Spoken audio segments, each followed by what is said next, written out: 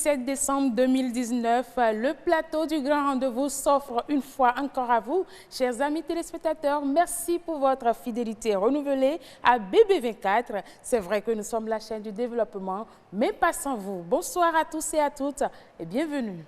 Bienvenue au Bénin. Paysage verdoyant, relief multiforme, faune et parc naturel, plages ensoleillées, cité balnéaire ultra moderne, rythme au corps, rite au cœur, vestiges et reliques d'une histoire séculaire, brave peuple, biens et personnes sécurisées. Le Bénin, terre de culture et de riches traditions, vous offre de grands moments de découverte et d'évasion. Venez visiter mon beau pays, le Bénin. Il vous surprendra. Bénin, miroir de l'Afrique.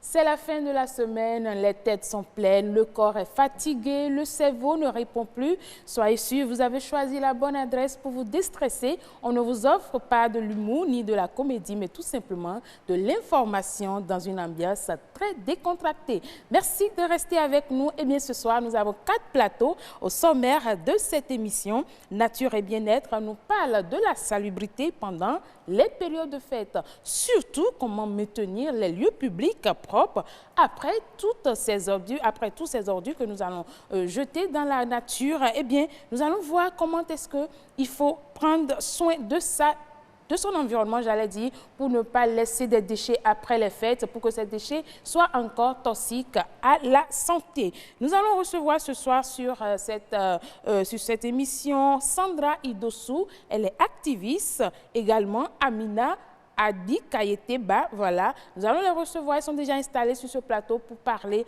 de la question. Eh bien, Horizon Culture s'intéresse ce soir au slam, une poésie déclamée sur fond musical ou non. Le slam est un art d'expression orale populaire. Il se pratique généralement dans des lieux publics sous forme de scènes ouvertes et de tournois. Ce soir, Jennifer Sachivi et son invité nous amènent dans l'univers du slam pour voir comment ce art se pratique encore au Bénin. Restez avec nous si vous voulez en savoir plus.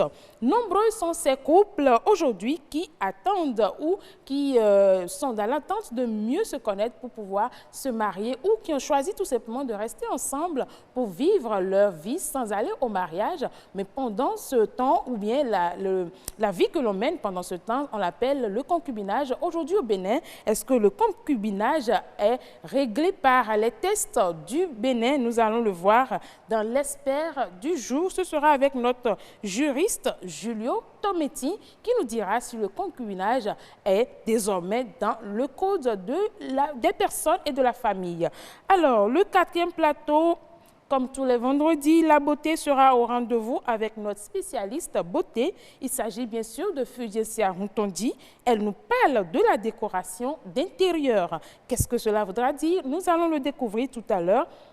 Elle va nous donner tout simplement des astuces simples pour rendre nos maisons plus attrayantes pendant cette fête de fin d'année. Restez encore avec nous. Nous allons le voir. Ce sera le dernier plateau après le journal du 19h45 sur cette émission. Eh bien, la tradition, c'est de démarrer avec les rubriques après le sommaire. Nature et bien-être.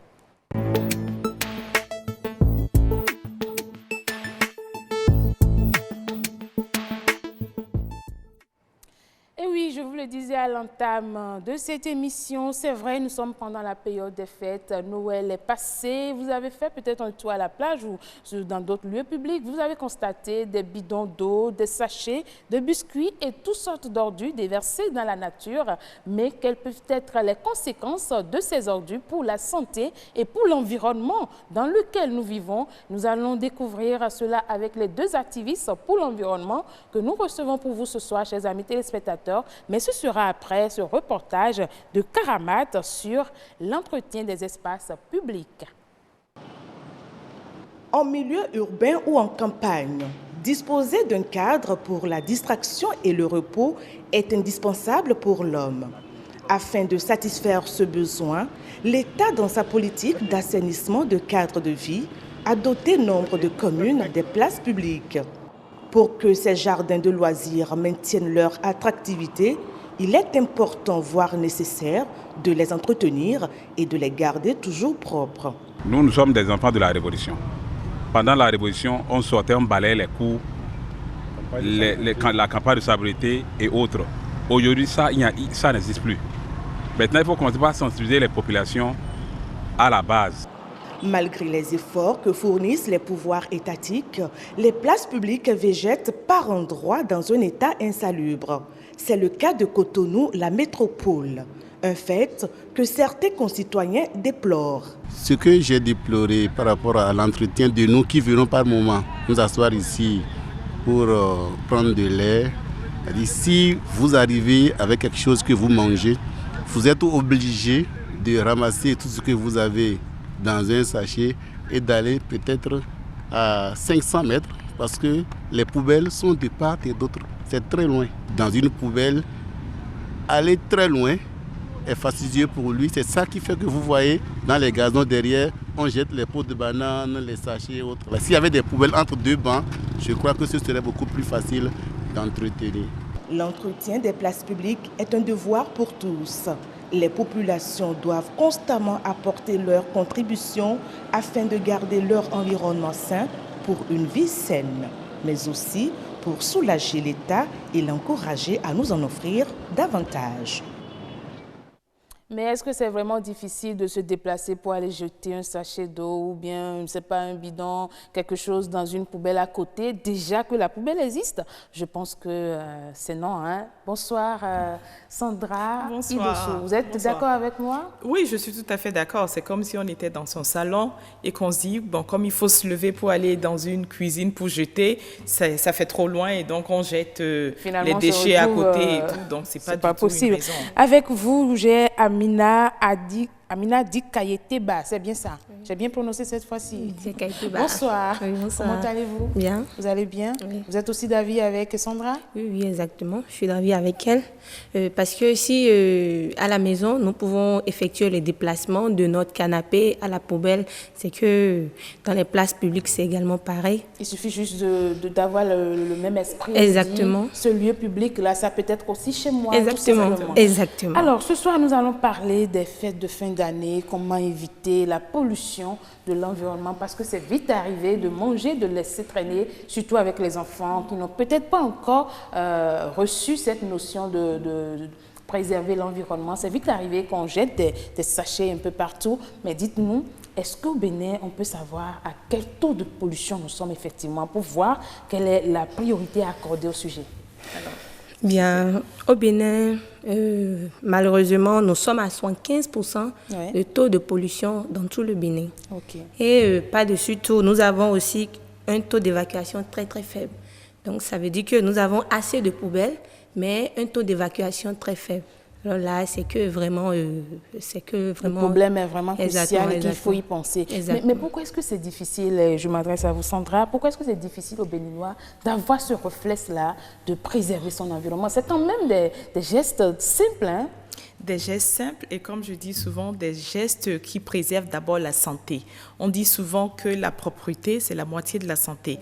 Nos populations devraient comprendre que vivre dans un environnement sain, on ne le fait pas pour d'autres personnes. On le fait pour nous-mêmes, on le fait parce que ça nous permet de vivre en bonne santé.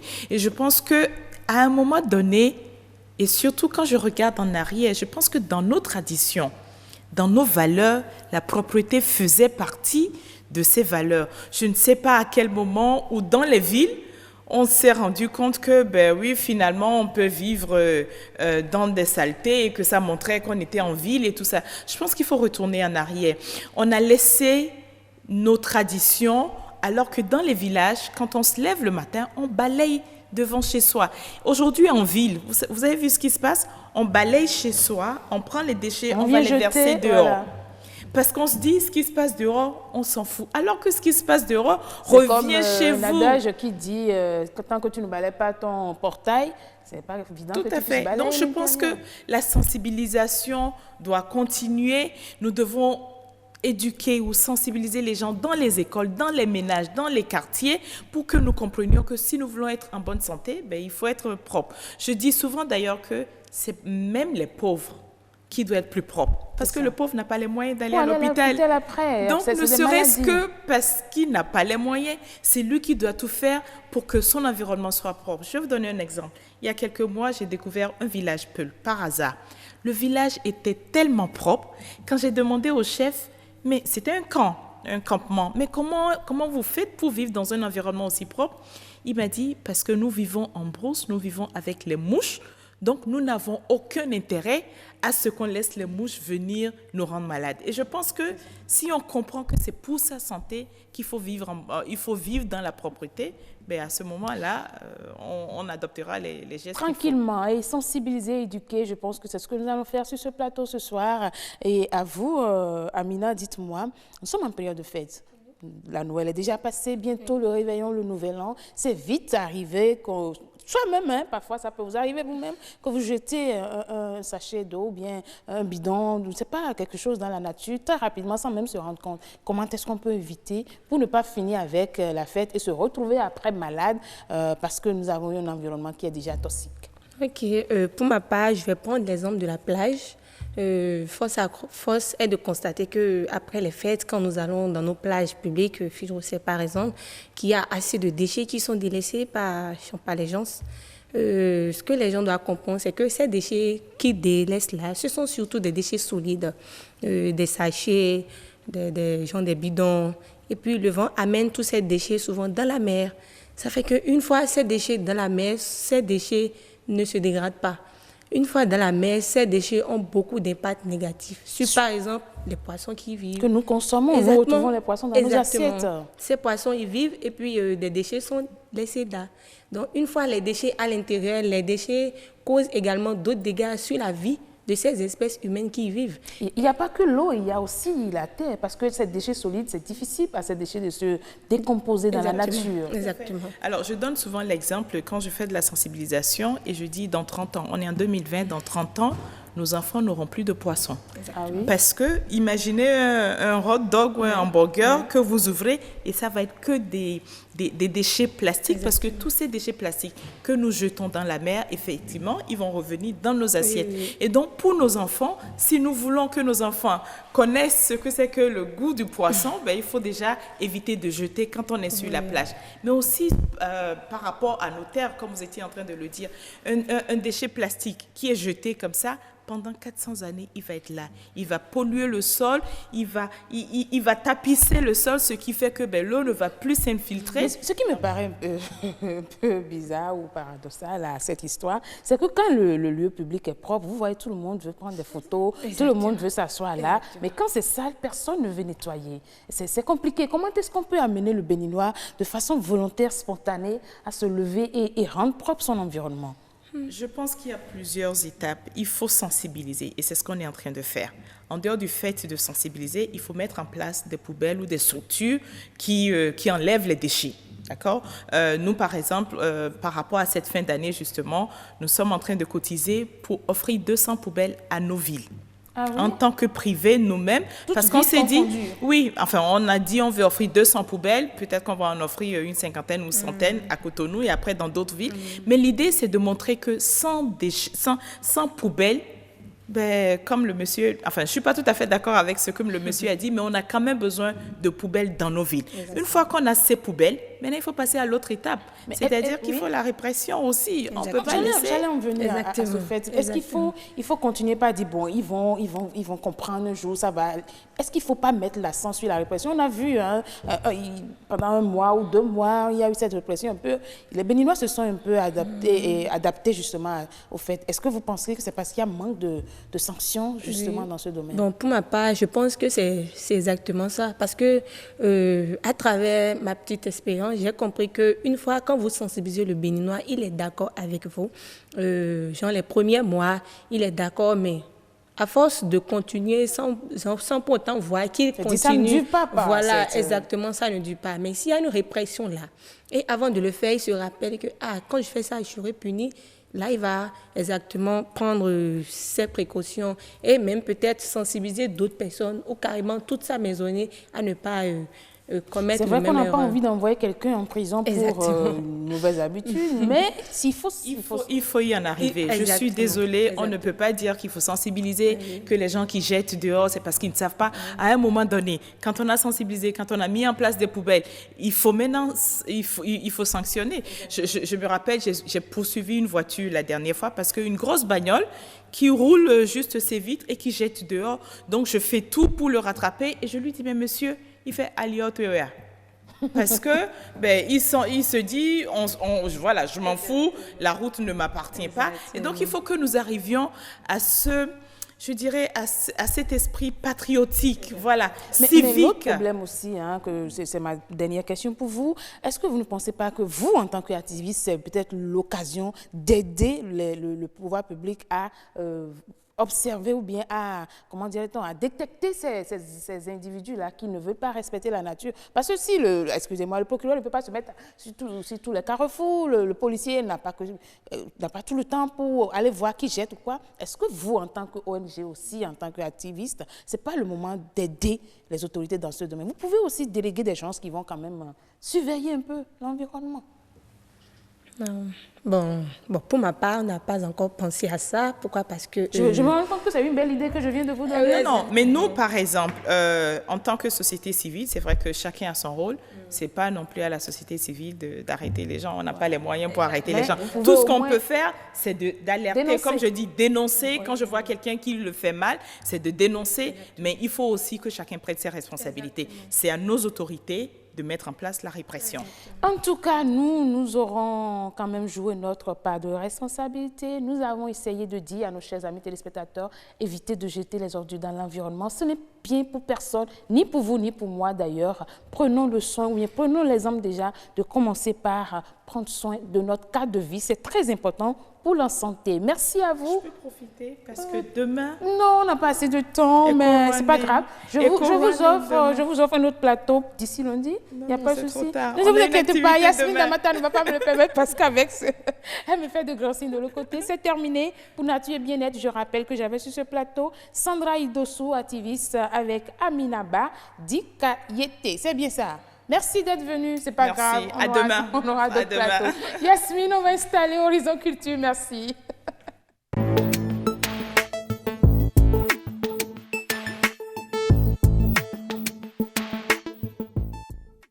Eh bien, dans la pratique, le slam est une forme moderne de poésie qui allie écriture, oralité et expression scénique. Les slameurs déclament, lisent, scandent, chantent et jouent des textes de leur cru sur des thèmes libres ou imposés. C'est un peu ce que j'ai lu sur la toile pour vous, chers amis téléspectateurs, en ce qui concerne le slam. Et ce soir, avec Jennifer Sativi et son invité, nous allons mieux comprendre le monde, l'univers du slam avec son invité. Mais avant, on va suivre ce reportage réalisé par Assio Gaba. Les mêmes qui ont proféré le changement chantent le désenchantement. Ceci est un constat. Quiconque a récité une poésie dans sa vie a déjà fait du slam, mais à quelques différences près. Où est la voiture, où est l'avion? Ce sont les compétitions de poésie qui sont appelées les slams. Donc on est parti de la dénomination poésie à la dénomination slam. Donc sinon, c'est tout simplement de la poésie, avec là la différence que cette fois-ci, c'est des compétitions, c'est sur scène et c'est face à un public. Pourquoi c'est un temps? Le slam, une discipline de l'art oratoire, née à Chicago aux États-Unis dans les années 1990 et qui s'est propagée dans le monde. In Honduras, less than 2% of these crimes against women are investigated. Quand tu pries, arrivé au Bénin, au début des années 2000, il s'est vu transformé. Moi, je m'en fous de votre système, je ne suis pas un colonisé. Bien, la touche béninoise qu'on peut donner au slam, c'est bien évidemment déjà le fait de prioriser les ingrédients linguistiques que nous avons. On peut évidemment slammer en fongbe, en gumbe, etc. Je le dis dans nos langues. On a 52 ethnies avec leur sonorité, avec leur spécificité musicale. Je pense que comme on le fait déjà, on peut enrichir le slam. Une fois ces ingrédients ajoutés, le slam sera ainsi rebaptisé. On parlera désormais de slam béninois. L'amour n'est pas un bruit qui court. Un concept au goût varié, à cibles multiples. Elle part de, comme l'autre dirait, de 17 à 117 ans, mais encore plus bas. Et puisque ma vie est belle.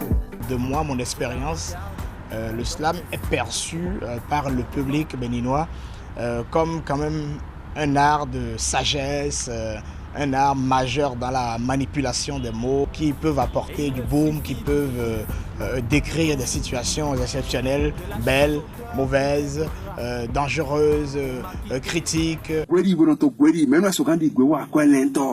Quelqu'un comme Gopal Das, qui est de la nouvelle génération et qui est très montant, chercherait des gens qui ont une culture Gungbe très développée. Des gens comme Amang Beyon chercheraient plutôt des gens qui ont un rapport très profond à la culture endogène, au vaudou, à la pratique même de l'ancestralité. Un Semevo, l'enfant noir, chercherait forcément des gens qui ont une écriture poétique très développée, les jeux de mots, les jeux de sons. Merci à la nuit, à l'ennui, au silence et à la solitude. Quelqu'un comme moi recherche certainement des gens qui voient le slam de façon absolument musicale et qui sont prêts à transcender la démarche absolument poétique. Qu'on emprunte ensemble le chemin de nos pas. Au-delà des scènes publiques, ces slameurs béninois se veulent être des Bernard Dadier, des La Fontaine, des Victor Hugo, des Frédéric Bata et d'autres de leur génération. Le slam est encore une fois une chance pour l'éducation nationale de développer l'apprentissage, la maîtrise des langues, de la poésie. Donc je pense que oui, dans nos écoles, on peut enseigner nos tests de slam parce qu'en vérité, il suffit d'ouvrir les oreilles, il suffit d'aller prendre nos albums et on peut enseigner ces textes-là à nos enfants à l'école parce que ces textes-là ont de la valeur poétique et de la valeur sémantique.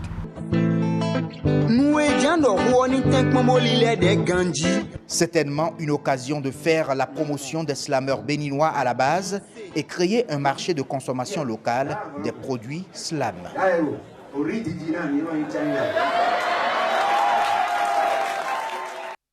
Et sur ces mots, tu nous manques beaucoup. Asiom Gaba, c'est ma manière de slammer. Marcel, vous avez fait tout sauf du slam. Ah, j'ai fait quoi?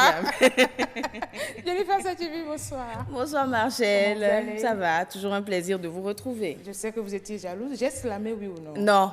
Vous allez faire ce que vous pouvez. Alors, bonsoir à vous. Voilà, le nom c'est bien sûr Sarah Obama. Oui, exactement. Comment allez-vous? Je vais très bien, merci. Slameuse. Oui. Donc ce soir, on va finir le week-end en slam. Promis? On verra.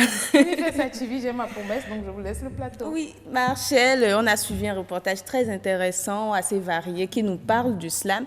Mais l'autre côté, c'est que beaucoup de personnes font du slam quelque chose d'engagé. Il y a beaucoup qui s'en servent pour défendre des causes, chercher à résoudre des solutions. Donc, c'est cet aspect qu'on va aborder ce soir avec mademoiselle ou madame Obama. Bonsoir. Bonsoir. Merci d'avoir accepté notre invitation. C'est un plaisir. Directement, est-ce que vous pensez que le slam est un test, on peut dire que c'est un art engagé? Oui. C'est un art engagé? C'est un art engagé pour certains. Et c'est plus un art d'opinion pour d'autres, pas nécessairement engagé en fait. Parce qu'il y a des personnes qui font du slam juste pas passion. Elles ont juste envie de montrer leur opinion, de donner leur avis sur certains points.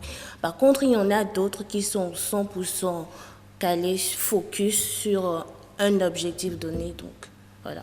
L'autre chose que moi je remarque aussi, c'est que quelle que soit la thématique, souvent, que ce soit l'amour et autres, quand vous écoutez bien, il y a toujours, enfin pour ce que je suis, il y a toujours cette envie de vouloir arranger une situation en fait. Donc je me demande justement est-ce que c'est le slam en lui-même qui leur demande est-ce que ce sont les codes du slam qui les poussent à faire cela ou voilà. On aimerait comprendre. Déjà quand un slameur prend sa plume, c'est d'abord parce qu'il y a quelque chose qui l'a marqué et il a envie d'exprimer son opinion par rapport à la chose. Donc, il trouve le moyen adéquat pour toucher la sensibilité des personnes qui vont l'écouter, juste pour exprimer à fond ce qu'il veut. Donc, est-ce qu'on dira que c'est engagé, je ne crois pas, mais plus le slam, c'est un canal par lequel une personne qui sait écrire et qui sait exprimer son opinion passe juste pour dire quelque chose, en fait. Et je vais pour ajouter à Jennifer Sachivi ce qu'elle vient de dire tout à l'heure, c'est dit que souvent vous avez tendance à chanter. Oui. Généralement, ça vire vers une chanson un peu cadencée. Il y a toujours un fond musical, en fait. Bon, ça dépend du style de chacun. Parce qu'il y en a qui sont plus avec musique, et il y en a qui sont sans musique, d'autres qui sont mieux comme ça, quoi. Donc, il y en a également, dans leur manière de déclamer un poème, ces personnes-là, par exemple, elles ont tendance à fredonner quelques notes, histoire juste de changer un peu la donne. Donc ça dépend du style de chacun. Et donc c'est pour rendre la chose intéressante ou pas. Exactement. Mais est-ce que vous pensez qu'avec cet art-là, le slam, on peut régler un problème, résoudre une situation? Bien sûr, parce que déjà le slam n'a pas besoin de raccourcis. Parce que c'est vrai qu'on dit que les slameurs, tout le monde n'écoute pas du slam parce que les gens disent que c'est élitiste. C'est pas donné à n'importe qui, mais quand je prends par exemple un slameur comme Gopal Das par exemple, ou bien comme Zobé, ils font du slam en langue. Ces personnes-là par exemple touchent directement la population. Elles ne touchent pas seulement les élites, les personnes haut gradées et tout. Donc ce sont des textes qui vont directement vers les populations. Donc, ça peut résoudre dans le sens où ils abordent des thématiques ou des thèmes qui pourraient vraiment contribuer à changer quelque chose dans la société. Mais à quel moment le slam est rentré dans l'habitude des Béninois? Parce qu'au départ, je pense que ça n'existait pas trop. Il n'y avait que Kamal qu'on voyait quelquefois. Voilà. Mais Encore que Kamal, moi, je pense qu'il est venu... On n'a pas connu, on n'a pas grandi avec lui. C'est tout récemment, on l'a vu, mais aujourd'hui, c'est partout. Hein. Même sur des petites vidéos YouTube, ça circule. Oui, mais tout le monde n'arrive pas à le faire. Hein. Mais à quel moment le slam est entré dans le vécu du Béninois? Je pense que le slam est entré dans le vécu du Béninois au moment où des personnes qui ont compris qu'il ne fallait pas se cacher pour dire halte à certaines situations se sont reprises. Ces personnes-là ont compris en fait, et vu qu'elles ont le talent, vu qu'elles ont ce qu'il faut, donc il y en a qui étaient vraiment cachés, mais comme il y a des aînés qui ont montré la chose, et voilà, donc beaucoup se sont remis en cause et ils ont... Est-ce que les gens ont raison de vous qualifier d'anticonformistes? Non. C'est comme si vous avez lu dans mes pensées. C'était ma question. Et généralement, on dirait des syndicats. Elle va nous répondre. Là, elle est à l'abattoir. Non. Parce que déjà, le slam, c'est pour le peuple. C'est pour les personnes qui sont dans des situations données. En fait, par exemple, moi, quand je vais écrire un texte, je m'inspire surtout des personnes qui sont dans une situation pas toujours jolie. Donc, je m'inspire de ça pour dire mon ras-le-bol face à quelque chose. Donc, anticonformiste, je ne crois pas. Je ne crois pas parce que le slameur est libre. Il ne se conforme à rien, en fait. Il est libre de ses inspirations, libre de ses pensées, libre de ce qu'il dit, parce qu'il assume ce qu'il dit à la fin. Mais est-ce que vous sentez que les Béninois vous aiment, comme on aime les comédiens, comme on aime les actrices? En tout cas, moi, je les aime, en tout cas. Bien sûr. Est-ce que bien sûr. Vous avez eu le temps de conquérir? Exact, oui. Parce que, on va dire que le slam a son public. Tout le monde n'écoute pas du slam. C'est un peu comme si on disait à tout le monde d'écouter du jazz, par exemple. Tout le monde n'écoute pas du slam. Donc, pour les personnes qui écoutent du slam, ils sont vraiment satisfaits quand on fait vraiment du bon slam. Quand les personnes qui viennent devant eux expriment et disent ce qu'ils font. C'est vrai qu'on a un slameur maison, Mathieu Soken, on l'appelle Azagou. Mais bon, on va pas l'écouter ce soir, on va écouter plutôt Sarah. Qui va nous exprimer son ras-le-bol là. Voilà. Ok. Ou qui va slammer selon son inspiration. Tout le monde se tait. C'est pas. Et si on en parlait? Maltraités sont-ils ces hommes parfois marginalisés, ces hommes souvent violentés, ces hommes au cœur brisé? Et si on en parlait? Je viens par ce canal fort porter la voix des hommes muets, mais forts. Alors oui, mesdames et messieurs, et si on en parlait? Il y a longtemps, pendant que j'étais encore petite, j'ai cru que c'était uniquement les hommes qui battaient les femmes. Mais à ma grande surprise, j'ai compris que la souffrance n'était pas que physique. Oui, il y en a qui souffrent. Des hommes qui souffrent mais qui ne peuvent pas dire mot. Il y en a qui souffrent. Pas seulement parce qu'on les tabasse, mais plutôt parce qu'on les ramasse. Il y en a qui souffrent. Il y en a qui souffrent. Jennifer, il y en a qui souffrent. Je vous vois souffrir. Non, je ne souffre sur le plateau, vous avez envie de couler des larmes. Allez-y, coulez les larmes. De parler des slameurs là, parce qu'ils font tout pour t'envoyer des émotions. Il y a eu cette forte Donc émotion. là, on va commencer à culpabiliser dès qu'on se dit, mais franchement, vous avez atteint votre qui j'ai violenté hier. Et moi, on a failli couler les larmes sur le plateau. Merci beaucoup. Merci Sarah. Merci Sarah. C'était un plaisir. Voilà une démonstration que vous avez eue sur ce plateau pour vous dire que le slam garde toute une valeur qu'on ne peut pas lui enlever. Certainement, merci. Merci Jennifer Satie. Merci à vous de nous avoir reçus. C'est toujours partagé. Merci également à vous, Sarah. C'est un plaisir. Je vous souhaite meilleurs vœux 2020. Je vous le souhaite également. Et bon retour chez vous. Merci beaucoup. Je suis sûre que mon expert est très pressé parce que la question qui suit, attention, ça question intéresse chaude, tout le monde. Gardez votre position, c'est l'expert.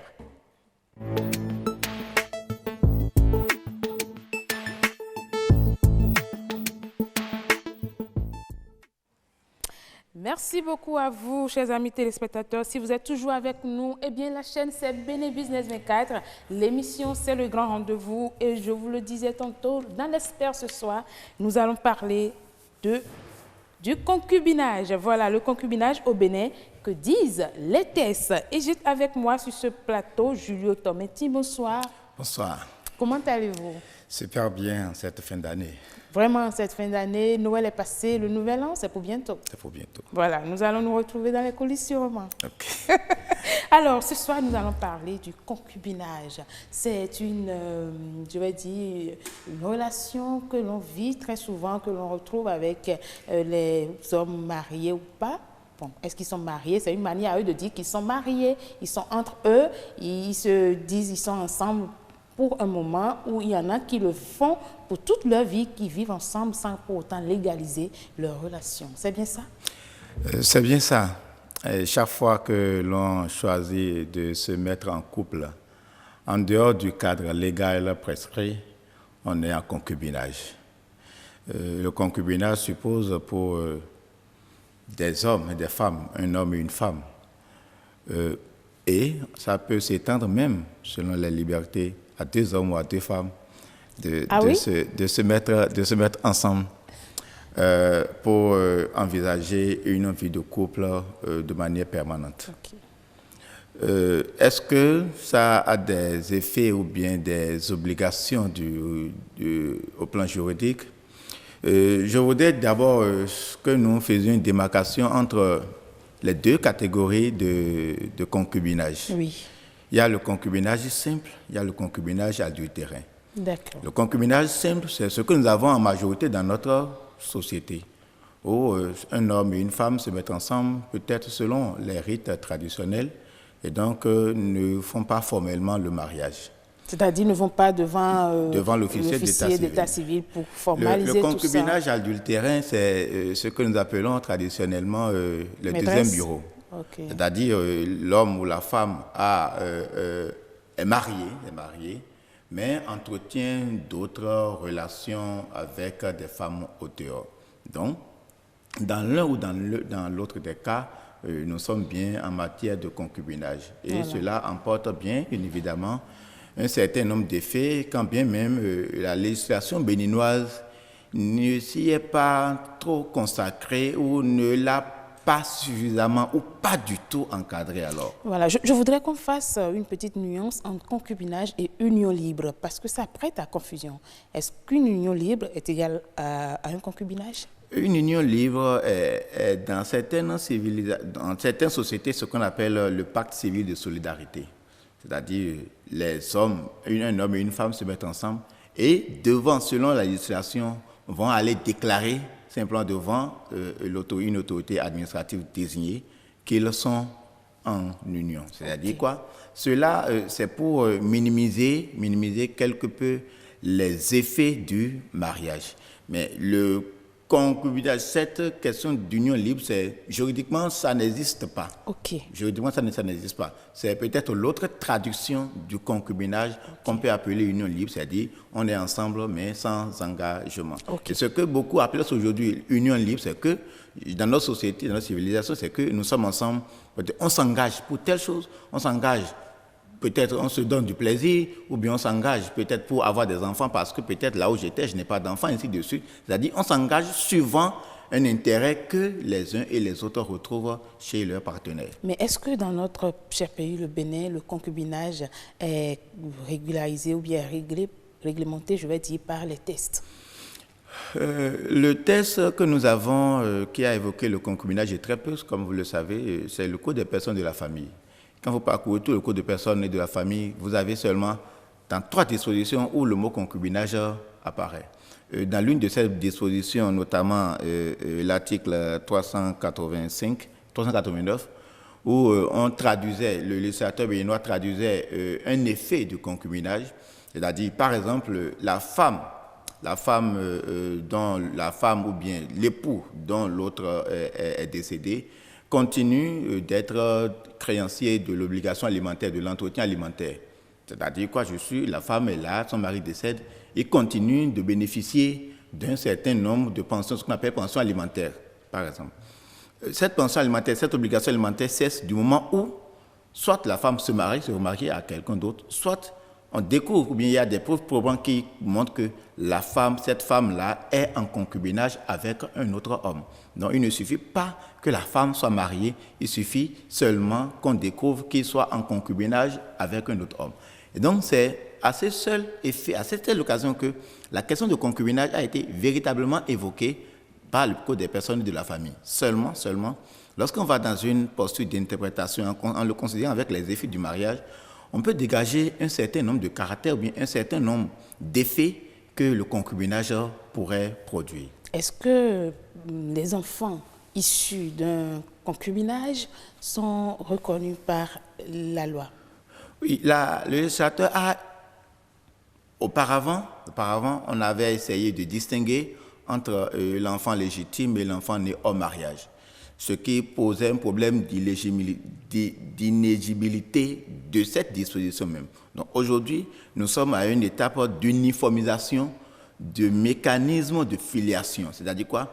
Quelle que soit la nature de la filiation, quelle que soit la manière le cas dans lequel l'enfant est né, l'enfant né hors mariage jouit des mêmes droits que l'enfant né dans le cadre d'un mariage. Donc il y a une uniformisation du mécanisme qui réglemente les questions de filiation. Donc il n'y a plus raison de dire aujourd'hui que je suis né dans une relation de concubinage, donc je n'ai pas de droits. Non, pas du tout.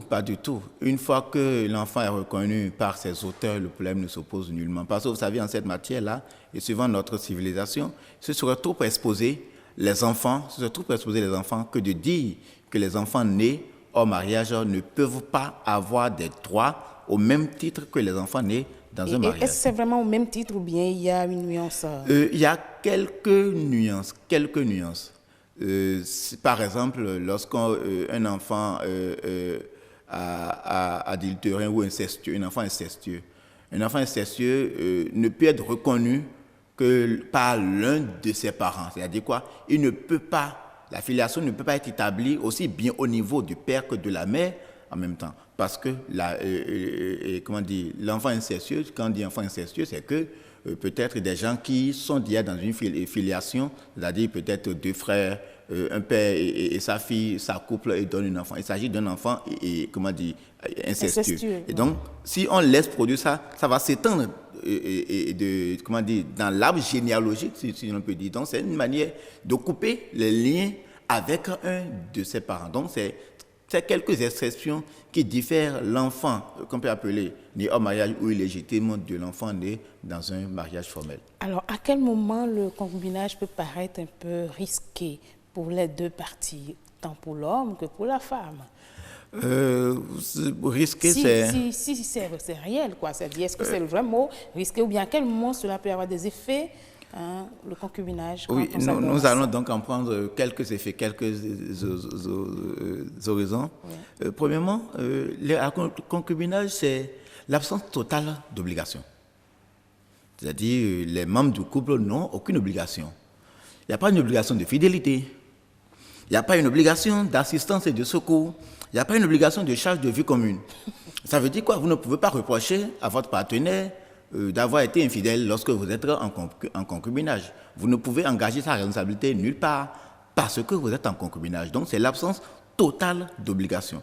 Deuxième effet, au niveau de la succession. Vous savez, aujourd'hui, le Code des personnes de la famille prescrit que lorsque l'un des époux décède, la femme mariée ou l'homme marié vient à la succession comme tous les autres héritiers. Lorsque le défunt a des descendants, la femme a droit à 25% de la masse partageable. Donc la femme mariée. S'il n'a pas des enfants, la femme a droit à 50%. La femme mariée. Ça veut dire que lorsque vous êtes en concubinage, vous pouvez avoir passé 40 ans de votre vie, 50 ans de votre vie avec un monsieur, il décède, vous sortez bredouille. C'est comme si votre lien n'a jamais existé. C'est un déni total, en fait, de votre propre existence. Donc, on ne vous reconnaît pas. Et ça existe dans notre société. Et des fois, on prend ça comme quoi que peut-être on abuse de ces femmes. Voilà, la femme mariée, elle a passé 40 ans, elle a eu des enfants et tout. Peut-être même qu'elle n'a pas des enfants, le cas le plus grave encore. Parce que souvent, lorsqu'elle a des enfants, elle se greffe un peu sur les droits de ses enfants. Ça amoindrit un peu le coût. Mais lorsqu'elle n'a pas d'enfant du tout, c'est-à-dire l'époux décède, c'est-à-dire elle se retrouve en l'air. C'est-à-dire on peut même la jeter au dehors. Ça veut dire quoi? Ça veut dire qu'elle ressort néant de cette relation-là. Est-ce que c'est totalement... On ne va pas décourager les femmes qui vivent en concubinage, mais est-ce que je veux savoir, le concubinage peut durer combien de temps, en temps normal? Puisque vous avez parlé de cette partie de la loi qui reconnaît le concubinage au Bénin, ça peut durer combien de temps, ou bien ils n'ont pas notifié cela? Non, la loi n'a pas reconnu... Parce qu'on constate qu'il y a des hommes qui sont des éternels concubins et qui ne veulent pas légaliser leur situation. Et donc, ils sont là, promesse en promesse, on va te régulariser, on va te légaliser. Mais au finish, ils vivent en concubinage pendant toute leur vie. On va nuancer d'abord. Le législateur béninois n'a jamais reconnu le concubinage. Le législateur béninois n'a reconnu que le mariage. D'accord. C'est pour dire quoi? La reconnaissance, c'est le fait d'attribuer des effets et des droits ou de formaliser un acte. Donc, avoir une partie du test qui dit quelque chose par rapport au concubinage ne veut pas dire qu'on a reconnu. Que l'a reconnu. Le Code des personnes, le législateur a parlé du concubinage, mais ne l'a pas reconnu. OK. D'accord. Pour venir très rapidement à votre question, le concubinage comme le mariage, c'est un contrat à durée indéterminée. C'est-à-dire quoi? Ça peut prendre toute une vie, comme ça peut prendre le temps d'un instant. Merci beaucoup à vous, Julio Tometti. Eh bien, vous savez, le journal, c'est aussi la rédaction. Je veux dire, le grand rendez-vous, c'est aussi le journal et la rédaction nous attend. On y va, il est 19h45.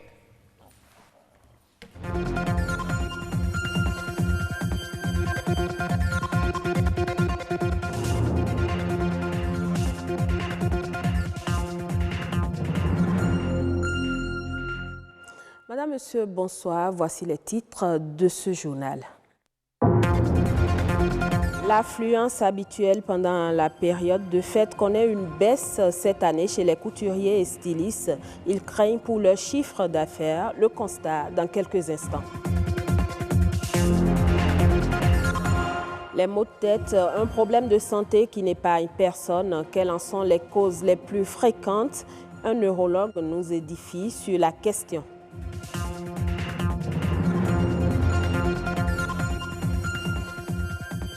Elle n'est pas produite dans les conditions optimales de sécurité et d'hygiène, mais elle étanche la soif. L'eau conditionnée appelle à de meilleures conditions de production.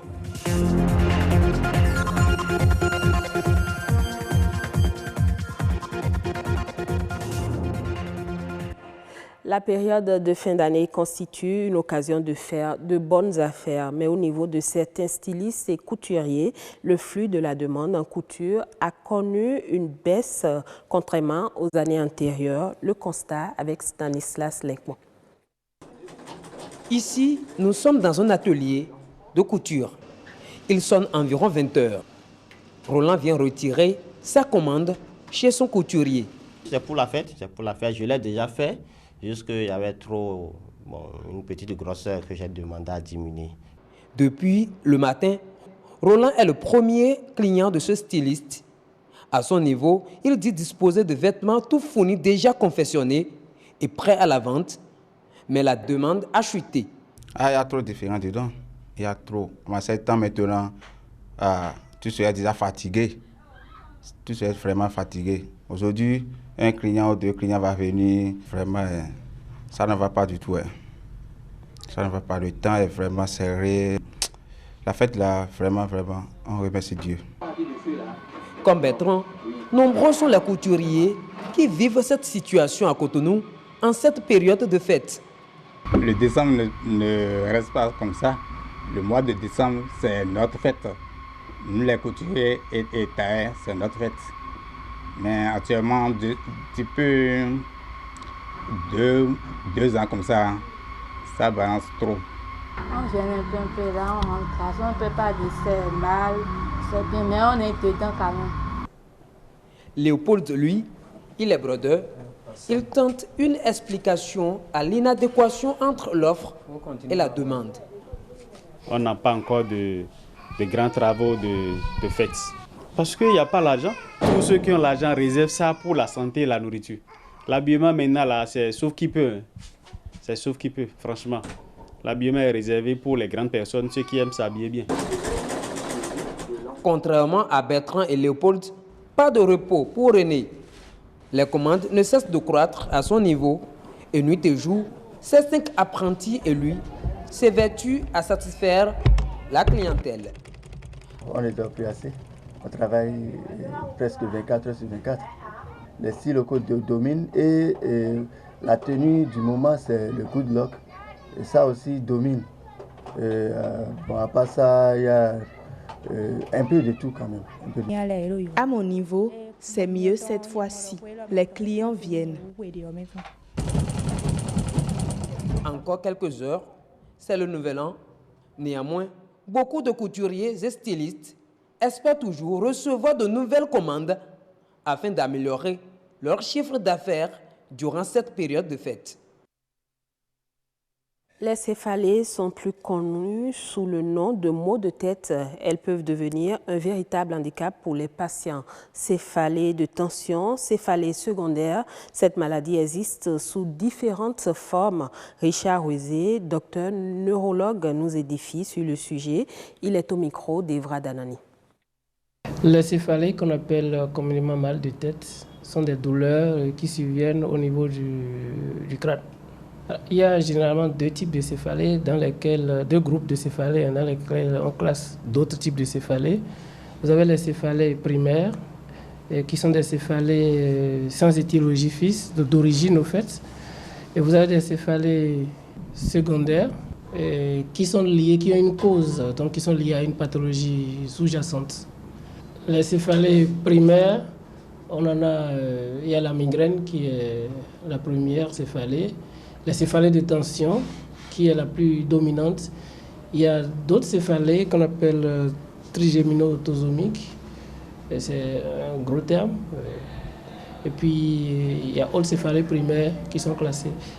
Ou à l'alcool, l'abus de l'alcool, l'abus médicamenteux, ou lorsqu'on vous fait sevrage de certains produits comme la drogue, vous pouvez avoir des céphalées. Et ces types de céphalées sont des céphalées secondaires. Alors, la céphalée, c'est un signe sauf les céphalées primaires qui sont classées comme des diagnostics. Étant donné que c'est un signe, quand c'est une céphalée secondaire, vous pourrez mourir de la pathologie sous-jacente, mais pas des céphalées. C'est les céphalées aiguës qui surviennent de façon brutale et qui atteignent leur intensité maximale en quelques secondes. Donc c'est des céphalées qu'on appelle un coup de tonnerre. C'est comme l'éclair du tonnerre, ça vient brutalement comme ça, avec l'intensité d'emblée maximale. Et ça annonce une maladie grave, sérieuse, qu'il faut vite prendre en charge. Consommer tout le temps l'eau conditionnée en sachet et pourtant, elle n'est pas toujours propre à la consommation. Les conditions de production laissent parfois à désirer. Les études révèlent qu'une importante partie de ces eaux conditionnées contient des germes qui pourraient occasionner des maladies hydriques. Les précisions dans ce reportage signé Gloria Oni. Les statistiques au plan national indiquent qu'environ 35 à 40% des eaux en sachet qui circulent dans nos villes ne sont pas de bonne qualité. La plupart des structures privées de traitement de l'eau conditionnée ne disposent pas d'accessoires ni d'appareils requis pour une production répondant aux normes sanitaires en la matière. Les eaux conditionnées en sachet seraient l'une des sources des maladies hydriques liées au manque d'hygiène qui caractérise le processus et l'état du matériel de production. Un laboratoire vraiment accrédité dans les normes qui se chargera de faire le contrôle de la qualité de l'eau mise à la disposition des populations. Il existe des tests de loi qui permettent à un producteur qui veut s'installer pour produire de l'eau, il a des tests auxquels il doit se conformer. On a remarqué que ces producteurs s'installent anarchiquement, d'autres font l'effort de se conformer, d'autres s'installent clandestinement et c'est le cas de la majorité. Les zones marécageuses, généralement insalubres, sont les endroits où ces usines artisanales de fabrication de l'eau conditionnée en sachet sont installées. Il est estimé qu'entre Cotonou, Porto-Novo et Abomey-Calavi, qu'on peut avoir jusqu'à 1000 producteurs. 1000 producteurs, mais la majorité produit dans des conditions ou dans des lieux où ils ne souhaitent jamais qu'on ait assez et l'eau apparaît seulement de quelque part, vous le voyez en circulation. Pour réglementer le secteur, le ministère de la Santé a pris certaines dispositions qui peinent à être mises en application. Malheureusement, à la date d'aujourd'hui, le décret qui nous permet de leur donner une autorisation de faire le suivi n'est pas encore signé. C'est dans le circuit administratif. Dans la mise en œuvre de ces outils, nous avons remarqué qu'il y a des goulots d'étranglement, que nous avons décidé alors qu'il serait bon qu'on allège la tâche afin que celui qui veut prendre les dispositions pour de l'eau de bonne qualité puisse le faire et n'ait pas cette difficulté. Il apparaît alors que les conditions de production des eaux conditionnées en sachet sont décriées. Les acteurs du domaine y travaillent d'ailleurs en vue d'améliorer la qualité de l'eau destinée à la consommation. Dans l'actualité internationale, en Tanzanie, les logements de 990 000 ménages ruraux ont été électrifiés au cours des 4 dernières années. Le rythme de cette performance sera maintenu afin d'atteindre l'objectif du gouvernement qui est de donner accès à l'électricité à tous les villages d'ici 2021. Cet engagement sera tenu sur l'ensemble du territoire, y compris dans les 600 villages environ isolés dans les îles du lac Victoria.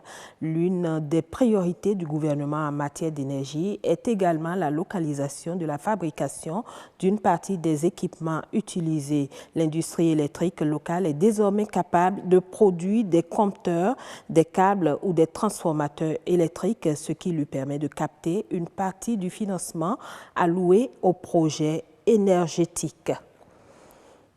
Et voilà qui met un terme à cette édition. Merci de votre fidélité.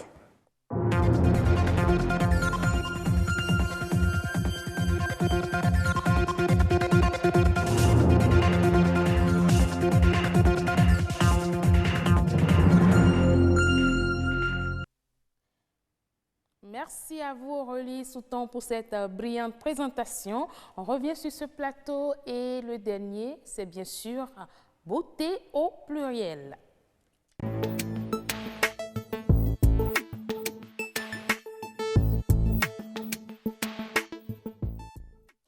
On parle de décoration aujourd'hui à un moment propice où nous sommes bien amenés, je vais dire, à décorer notre intérieur, à voir comment est-ce qu'il faut rendre plus attrayantes nos maisons, pour voir comment est-ce qu'il faut mettre un peu de couleur, un peu de jeu pour attirer les bonnes ondes de l'année 2020 qui s'annonce à grands pas. Et bien sur ce plateau, j'ai avec moi Paul Hundefo. Il est architecte d'intérieur. Tout à l'heure, nous saurons davantage ce qu'on appelle architecte d'intérieur et ce qu'il fait pour rendre plus beau ou plus belle notre cadre de vie. Alors, nous allons revenir sur ce plateau après le reportage de Lucrèce sur la décoration. La fête de Noël et le Nouvel An, deux occasions attendues pour décorer sa maison et y mettre plus de couleurs et d'accessoires. À Cotonou, depuis quelques semaines, c'est la foire aux objets de décoration en provenance principalement d'Asie. Les objets de décoration, souvent, on pense ça dans beaucoup de pays. On pense ça en Chine, à Dubaï, au Japon. Voilà les pays de provenance de décoration. Des sapins de différentes formes, des guirlandes multicolores, des boules dorées ou argentées, des ampoules lumineuses, des étoiles ou encore des nœuds. Les articles de décoration, il en existe pour tous les goûts et toutes les bourses. Par exemple, il y a les guirlandes qui sont ici. Et puis si tu mets juste un peu dans la chambre là, ça sort et c'est très joli. J'ai aussi les jeux de lumière qui sont là. Il y a même un, c'est enfilé quoi. Donc il suffit de coller ça au mur et blanchir ça et parfait, ça passe. Les vendeurs proposent aux clients les nouvelles tendances de cette année. Mais contrairement à l'année précédente, les vendeurs se plaignent de la morosité économique. C'est pas la joie. L'année passée, on a dit que ça n'a pas marché. Mais je trouve que l'année passée est encore mieux par rapport à cette année. Parce que les clients ne sortent pas comme il le faut. Avec cette morosité économique, les gens ne sortent pas. Morosité économique ou pas, qu'importe, la fête aura bel et bien lieu. Effectivement, morosité économique ou pas, moi je dirais c'est le moment de prendre des astuces pour rendre vos maisons plus belles. Tout simplement, sans dépenser, on vous fait économie de 5 000 ou de 10 000 ce soir. Avec Fulgencia, on t'en dit bonsoir. Bonsoir Marcel. Comment vous allez? Ça va bien. C'est vrai ce que j'ai dit, non? Tout à fait, vous avez raison. On va économiser cette année. Je sais de quoi je parle. Voilà. Pourquoi je riais tout à l'heure, vous allez comprendre. Bonsoir Paul Hundefo. Bonsoir. Appelez-moi Noupo. Ah, Noupo. D'accord. Ok. Et tout ce que je viens de dire, ça n'a rien à... C'est pas vous, Paul Hundefo? Bien sûr, c'est moi. Et Noupo, ça veut dire quoi? Noupo, c'est béninois déjà. Ah, d'accord. Paul, vous nous envoyez dans le pays du sapin, alors que Noupo, c'est le pays du baobab. Merci beaucoup pour le Made in Bénin. Alors, avec vous, on parle de la décoration d'intérieur déjà. Si vous le permettez, je veux savoir ce que vous appelez décoration d'intérieur. C'est tout ce qui contribue à égayer, personnaliser, singulariser votre intérieur. D'accord, tout simplement. Et vous savez, Marcel, qu'aujourd'hui, nous sommes en période de fête de fin d'année et c'est pas monsieur Jean-Paul Noupo qui nous dira le contraire. Sans décoration aujourd'hui, il n'y a plus fête de fin d'année, n'est-ce pas? Non, non. Parce que c'est la période où il faut marquer, il faut rompre avec le quotidien. Nos murs blancs, nos murs jaunes, nos murs beiges, c'est le moment de les égayer, les plafonds, les contours des murs, les rideaux. Il y a tellement d'endroits où on peut intervenir pour marquer cette période où tout le monde se retrouve pour célébrer. Mais aujourd'hui, on peut sortir de l'ordinaire et concevoir soi-même ces objets-là de décoration. Alors, que faut-il avoir? Quels sont les indispensables qu'il faut avoir pour faire la décoration chez soi? Si vous avez bon souvenir, lorsqu'on était écolier, on faisait déjà du découpage. On fabriquait les guirlandes pour l'école et on s'en inspirait pour les faire à la maison. Et on coloriait même les papiers là et on dessinait. Oui, si on n'avait pas des papiers de couleur à la base, on les coloriait nous-mêmes. On mettait des motifs, des fleurs ou toutes sortes de formes pour rendre ça joyeux. Donc il nous faut des ciseaux, un petit instrument pour mesurer si c'est 1 centimètre ou si c'est un ruban. Notez bien, des ciseaux, 1 centimètre. 1 centimètre, de l'aquarelle, donc de quoi produire de la couleur, donc de la peinture, donc le pinceau qui va avec. Peinture, pinceau. Les personnes qui sont un peu plus averties peuvent utiliser les bombes renfermant de la peinture que les artistes graphistes utilisent. Il faut bien comprendre, c'est des bombes renfermant des peintures, c'est pas autre bombe. Non, c'est pas des pétards non plus. D'accord. Avec ça, on peut déjà commencer. Ça, c'est les outils. Ok, déjà. Oui. On a ça sur ce plateau? Non, c'est pas grave. On va faire avec ce qu'on a. On est à un autre niveau ici. D'accord, c'est vrai. Donc, si je comprends bien, c'est des objets qu'on a à la maison tout le temps chez soi, qu'on peut recycler, en quelque sorte. Oui. Il n'y a pas besoin. On commence déjà par ce qu'on a. Parce qu'on a beaucoup de choses qu'on n'exploite pas dans notre quotidien. Avant de sortir, faites le bilan. Qu'est-ce qu'on a dans les tiroirs? Maman a des vieux tissus. Le wax est très en vogue dans l'aménagement aujourd'hui. On peut trouver, il y a des wax avec des motifs étoilés. Ça peut déjà servir parce que les étoiles font partie de l'univers parce qu'à la nativité, c'est une étoile qui a guidé le berger. Oui. Voilà, c'est tout ça l'origine aussi des objets. Vous savez, quand on parle de Noël directement, on pense au sapin de Noël. Est-ce qu'il y a une alternative là aujourd'hui? Est-ce qu'on peut trouver autre chose pour remplacer le sapin? Est-ce possible? Je ne me risque pas sur ce terrain parce que les enfants, ils voient Noël à travers le sapin. C'est là au pied duquel le Père Noël viendra déposer leurs cadeaux. Et ça, il y en a sur mon plateau. 2. Donc vous aurez droit à 2 cadeaux. Donc c'est oh non. C'est ça. Oui, le sapin, c'est le premier signal. Dès qu'on a le sapin, on sait qu'on est en fête. Mais quand le budget ne le permet pas, on peut faire sans. On peut disposer des guirlandes, on peut disposer des objets colorés ailleurs et ça envoie tout de suite l'esprit de fête. Alors, quelle couleur choisir alors pour les décorations de fin d'année? Parce qu'on sait traditionnellement, il y a le vert, il y a le rouge et le blanc. Est-ce qu'on peut innover? Oui, on doit innover. Voilà. Si on n'innove pas, nous, on n'a pas de boulot. Le vert, parce que c'est la couleur du sapin, donc la couleur des feuilles, la couleur de la nature. Le rouge et le blanc, parce que ce sont les couleurs de la tenue du Père Noël. Et le travail est fait. Par contre, vous pouvez nuancer. Il y a d'autres couleurs qui accompagnent très bien ces couleurs qu'on vient de citer. Des tons neutres. Le gris clair, donc avec une nuance. Voilà. Et là, vous êtes venu avec quoi? C'est des bols? Oui, ce sont des assiettes. Ce sont des assiettes en bois décoré qu'on utilise pour divers aménagements, mais là, on peut s'en servir pour occuper la table. La table à manger. Donc la déco, ce n'est pas seulement... Oh là là, c'est très beau. Quand on parle de décoration de fête de fin d'année, ce n'est pas seulement le sapin, ce n'est pas seulement le mur, c'est aussi la table qu'on doit décorer. Vous-même, il faut commencer par vous décorer. Comme on nous a préparé pour venir ici, j'imagine que le maquillage que vous faites le jour de fête, il est différent. Oui. Parce que vous voulez effacer tous les soucis, vous voulez avoir le regard magique en cette période-là. C'est ça. Voilà. On joue aussi de la transparence parce que derrière ces bouteilles qui sont des objets recyclés, parce que c'est les bouteilles de vin que vous avez consommées la semaine d'avant. Et on l'a tous chez soi. Tous suffisamment. On peut les garder dans leur couleur d'origine ou on peut les recouvrir d'une couleur. Ici, on les a emballés pour les protéger pendant le transport et ces emballages peuvent être aussi déjà intégrés dans les tons. Et autour, vous pourrez dérouler un peu ou les laisser comme ça en bouquet, les associer. Je vais complètement déballer celui-ci. Vous voyez, il est tout blanc. Bon, les nuances neutres dont on parlait, en fonction de la position, donc l'un derrière l'autre. Imaginez. Et ce n'est pas tout, vous êtes venu avec des bougies. Oui, des petites bougies. Les couleurs ne sont pas forcément assorties, mais c'est pour vous montrer toute la palette avec laquelle on peut jouer. Celles-ci, je les aime particulièrement parce qu'elles ont les couleurs d'une étoile. D'une étoile à 6 branches. Dans certaines cultures, dans certaines religions. On peut les allumer, religions. ça va durer pendant combien de temps? À peu près 5 heures. Donc le temps d'introduire le repas. Le temps de dire, voilà. 23h, 0h, le champagne, essayez. Voilà. Autant de petits objets qu'on retrouve. Ça peut être aussi des bougies blanches. Dans tous les cultes, ça s'utilise. Vous pouvez les teinter vous-même avec des aquarelles. Les tiges de crayon à papier servent aussi à colorer les bougies.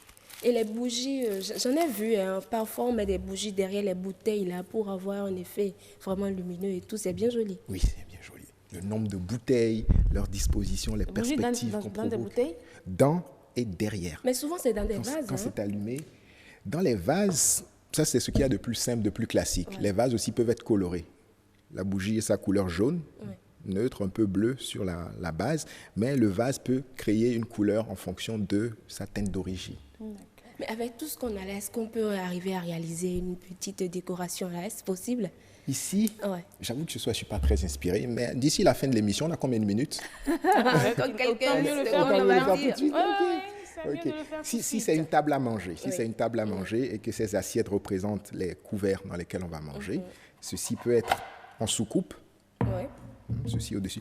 Quoique ce n'est pas les plus assortis, je peux faire assortir ceci. Donc celui-là, je peux vous aider. On peut l'avoir lui comme ça, en soucoupe. Donc, la serviette de table. Vous pouvez toujours rester assis, voilà. La serviette de table avec les couteaux, les cuillères à côté. Donc ces bouteilles qui sont vides peuvent recevoir une bouteille de vin rouge là. Donc on revient dans le thème. La bouteille blanche accompagne, une bougie au centre. Oups. Retirez-moi celle-là. Retirez celle-là. D'accord, complètement. Oui, complètement. Okay. Donc une bougie là. Et la personne qui est à votre place, elle a un autre aperçu. Okay. Moi, de ma position, j'ai un autre aperçu. Donc imaginez plusieurs autour de cette table et ça y est, la magie de Noël. Aujourd'hui, quand on parle de décoration d'intérieur, on parle de thème. Est-ce possible de choisir de thème à la maison de décoration? Vu que Noël, c'est une fête familiale avant tout, moi je recommande vivement d'en faire un événement partagé, que ce soit participatif, que les enfants contribuent, parce qu'ils ont plein d'idées, les enfants. Ils savent jouer avec les couleurs. Les adultes vont s'assurer qu'il n'y a pas de problème de sécurité. Donc les bougies, faire en sorte qu'elles ne finissent pas par brûler la nappe de table. Bougie, comment est-ce que vous voulez mettre la bougie dans la bouteille? Pas dans celle-là, malheureusement. Certaines bouteilles voilà pourquoi avec je parlais des vases tout à l'heure. Parce qu'on ne peut pas mettre ça dans des bouteilles. On peut la mettre aussi dans le plat. Si ce n'est pas une assiette pour manger, vous mettez de l'eau. Et ça produit un autre effet. Est-ce que je peux manger dans ça? Je peux manger dans ça. Vous pouvez manger faire un apéritif. En tout cas, c'est mieux pour les services. Elle a bien envie de manger ce soir, je vois. Les services, c'est plus rentable. Mais je trouve que c'est des occasions quand même où on peut se réunir. Il y aura les enfants, les parents et puis les grands-parents aussi. C'est des moments vraiment festifs. Oui. Alors, les bougies, c'est vrai, Marcel en a parlé. Quelles sont les bougies qu'on peut, par exemple, mettre dans ce type de bouteille? Comment les disposer? Dans cette bouteille ou au bout de cette bouteille. Au bout. Voilà, vous trouvez le bon diamètre, vous forcez un peu pour que ça tienne debout, ou une fois que ça a fondu un peu, ça produit un certain effet. On nous dit qu'au fait, on peut faire comme dans les films, quoi. Vous voyez dans les films, je sais pas, les dîners romantiques, et puis on met une bougie, une petite. Donc on peut faire ça aussi, quoi. Mais c'est ça, en fait, c'est ça le sujet. Il n'y a rien de sorcier dedans. Il n'y a vraiment rien de sorcier. Si vous n'avez pas assez de temps, parce que c'est le temps qu'il nous faut, vous allez passer peut-être votre soirée au plateau, et quand vous rentrez, il faut que la table soit prête. Vous faites appel à un professionnel, vous faites confiance à monsieur, et il gère ça avec les enfants, et vous font la surprise. C'est très beau. On parle de décoration, il y a aussi les meubles, il ne faut pas oublier. Parfois, moi, je me rappelle, ma maman, elle, tout le temps, quand il y a fête, elle s'arrange, elle arrange les meubles, on déplace, on redéplace. On change même les tissus. À plusieurs reprises. Donc, c'est nécessaire aussi. C'est important. Parce que il faut changer de tout ce qu'on a vu. Certains ont les 12 mois sont difficiles. Donc, pendant 4 heures, on veut oublier, on veut repartir à zéro. Donc, changer la disposition dans un intérieur parce que vous avez rafraîchi la peinture, vous avez changé vos rideaux. Déplacer des meubles, c'est ce qu'il y a de plus simple. Est-ce qu'il faut apprendre le métier de décorateur d'intérieur? Voilà, pour le faire. Il y a un don en tout. Il y a un don, certains viennent suffisamment inspirés, suffisamment outillés et ils peuvent faire le travail. Quand vous voulez être un professionnel et aller vers des marchés un peu plus considérables, oui, vous avez besoin de justifier d'une formation. Ok, d'accord. C'est bien. Alors, j'espère que nos amis téléspectateurs ont tout ce qu'il faut pour décorer leur maison. Vous avez fini toutes les questions? Bon. C'est un sujet qui est difficile à vider. Vous n'avez pas oublié de lui demander qu'est-ce qu'il laisse pour le plateau par hasard? Non, il va tout laisser. Ah, d'accord. Tout c'est tellement évident. C'est pour nous. C'est très important. J'espère que vous n'allez pas vous battre. Est-ce qu'il y en a? Oui, c'est pair. 2 assiettes, 2 bougies, 2 bouteilles de champagne blanc. Chacun ses assiettes. Oui. C'est bon, les filles. Merci Pensez beaucoup. à moi. Invitez-moi. Il n'y a pas de souci. On ne va pas oublier le vin. D'accord. Mais il faut ramener aussi le contenu de la bouteille. Il ne faut pas nous ramener que la bouteille vide. Nous-mêmes, on aime consommer du vin, quand même. Yasmine davantage, c'est ça, non? Merci beaucoup. C'était le plateau Beauté au pluriel avec Fulgécie Amundondi. Aujourd'hui, elle ne nous a pas parlé de gommage, elle ne nous a pas parlé de pédicure, En tout cas, il nous a parlé de décoration et comme c'est la période des fêtes, j'espère que vous avez profité de ce plateau, que vous avez noté quelque chose et que vous allez rendre vos maisons plus belles pour que vos visiteurs ou vous-même, vous soyez plus décontractés et plus à l'aise dans votre salon, chambre ou partout. Voilà. Beauté au pluriel, c'est fini ce soir. Eh bien, c'est aussi le dernier plateau pour le grand rendez-vous. Nous allons revenir pour la conclusion après ce tour d'horizon.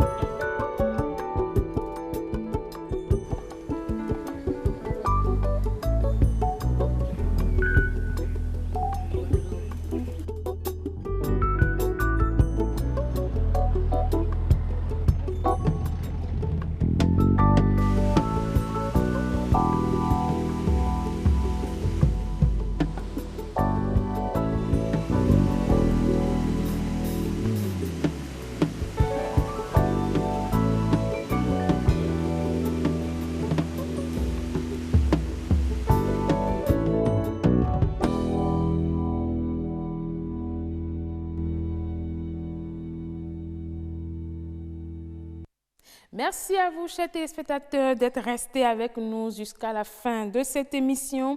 Ange Dorego à la réalisation, Mathieu Soukenou à la caméra, Robles à Vozungan, voilà, à l'infographie et au son à notre c'est. Ma chef d'édition ce soir, c'est Yasmine Damata, je l'ai appelée plus de 3 fois déjà.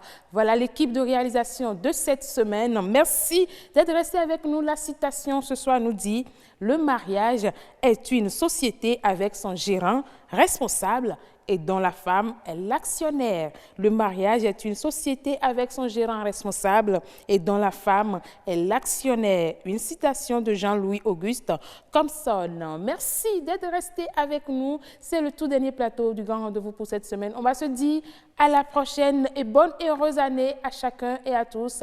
Bye bye, sûrement en 2020.